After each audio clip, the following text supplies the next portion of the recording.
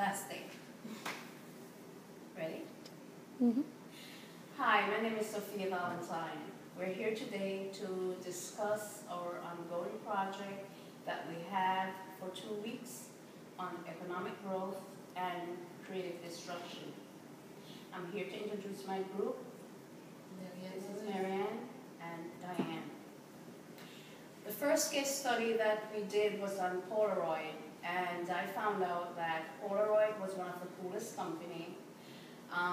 They went into bankruptcy because with new technology, new innovation, they end up collapsing and they lose it. The company went bankrupt. So with new technology, and I found out in my report that they tried to rebuild, but it was too late for them to rebuild. So, what did you find out on your well, I know, like, with the Polaroids, I think you found some information on cassettes, right? Yeah, I did some on Polaroid. I find out that Polaroid was an instant camera, film camera. At first it was in black, and then, for example, this color pictures. It was established by an American named Edwin Lanes in 1937. In 1975, Bill McCune took over as the CEO. And then in 1976, there were about 7.4 million instant cassettes sold. In 1977, another 10.3 million instant cameras sold. The next year, 1978, 14.3 million cassettes were sold. Everything worked perfect, like you said. They didn't need any change to make success. But McCone decided that Polaroid should move into digital camera digital imaging in the early 1980s. Okay. But Polaroid failed to adapt to change. Yeah. And he couldn't come Keep up up, with they the couldn't keep up. digital revolution. Yes. Then in 1980s, they fired thousands of employees. And many factories were closed. And in 1981, the first movie digital camera came, where photo was stored on a floppy disk. In 1983, they remained with 3,400 employees. However, they make 1.3 billion in sales. In 1995, 2,500 employees were laid off. By June 2001, 950 jobs were lost. Then most of the business has been sold to bank ones, equity partners.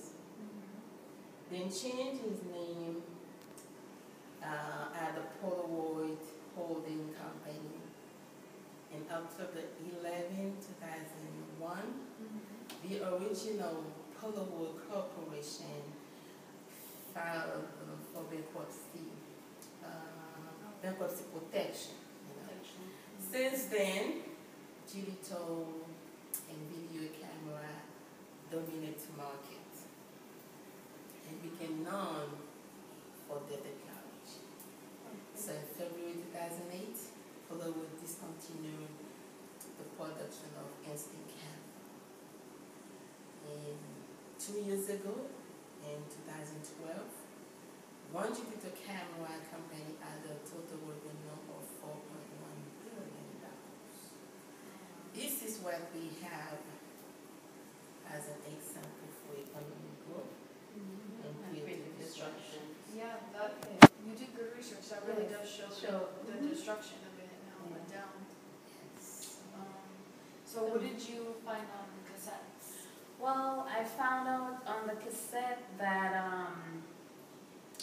they died off to new technology. Then iPod came in, new innovation, new everything. So there's still few sales on cassette because where I work, at Walmart, people come in and they buy a cassette. So you know, it didn't really die off really. It's just that new innovation and new like iPod and iPhone come in, you know, so it's still, the market is still there, but not as much as before. Yeah. Yes. Yeah, like I know, like some people still buy the Polaroid cameras, but it's just like, it's kind of been, Digitalized. yeah, Yes, it's yeah. like it's been destroyed in a way that people prefer the newer technology. Newer technology. Yeah, because you have your iPhone and you have your, to take Yeah. pictures, you know. Yeah. Like I know, for CDs, people preferred the CDs over the cassettes because you could have, like it was a sleeker design. They became more popular. Just the look of it was like a cool new thing. Right. And then eventually, a couple of years later, you know, and the iPod was invented and the MP3 players, but the iPod really took hold above all of the other kinds of devices. And I know like in October 2004, the iPod line dominated the player sales in like the entire United States. And it was accounted for like 70% of all the market players. Right. In January 2007, Apple reported a revenue of $7.1 billion, and 48% was made just from iPod sales alone. Wow. So in April 2007, it was announced that Apple sold its 100 millionth iPod, and that made it the biggest selling market for iPods of all time. And so in April 2007, like later on, Apple reported a revenue of $5.2 billion at that time. And then in 2008 of January, Apple reported it had its best revenue of all time from all the iPods